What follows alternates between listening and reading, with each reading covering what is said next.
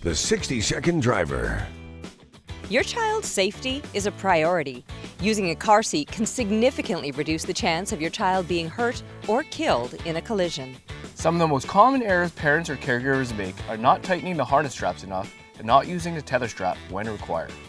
There are 4 car seat stages that protect your child as they grow: rear-facing infant car seats, forward-facing car seats, booster seats, and finally seat belts.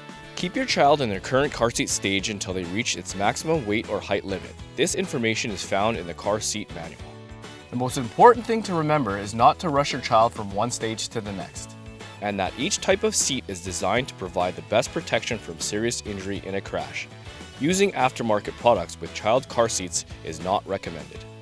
Visit the MPI website for more information on child car seats, stages, and installation. Brought to you by Manitoba Public Insurance and CTV.